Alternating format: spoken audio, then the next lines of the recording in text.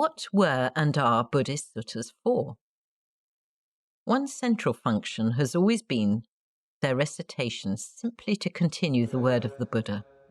Some feel ceremonial, so how they are chanted is as important as what is chanted. Even the canonical pattern of long series of grammatically parallel terms sounds euphonious. Gombrich relates it to sequences of chords in Western classical music. But while Buddhist texts draw on features of bardic songs, stories, and poems, they are different from many oral literatures in that they are intended to communicate a complete path to awakening. They feel like introductions to a way of being and a way of knowing or seeing. In this book, we will look at how the Dīghanikāya provides an often complex system of analysis, debate, and discourse, despite the reputation of oral literatures for not accommodating that kind of thinking. It also includes emotional elements, descriptions of states, and evocations of people, along with the fabular, mythical, and even heroic features we find so often in recited texts. It often did and does all of this in a social capacity, when people gathered together to listen to these texts. The sutta's content is a reflection of their specific purpose. Literary genres of various kinds impinge on the material and shape it. Contemporary philosophical discourse informs its often animated debates. Fine points of what we would now term ontology and eschatology are explained and enacted in copious detail.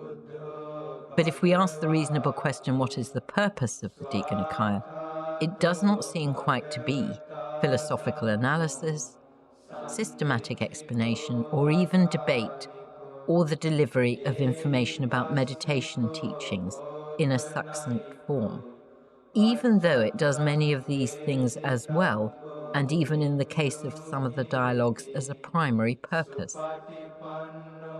It does not seem to be just for literary pleasure either, though many of its most distinctive features are frequently described as literary ornamentation. It is wonderful to hear these texts chanted ceremonially, where you feel their great presence and rhythmic balances. The intention of suttas in the Dīghanikāya is not literary, philosophical, theological, or always logically analytical. From the Buddhist perspective, the very act of listening to, reciting, or memorizing a text is a form of bhavana, practice intended to arouse the factors of the Eightfold Path in the listener. The suttas certainly preserve the teaching, or Buddha Vajrayana, the words of the Buddha, but this also means that the intention of a Buddhist text must, in the end, be to wake us up. Bodhi means awakening. The texts are there to help us find it. They may use literary methods to do this, but the way they do so varies from text to text.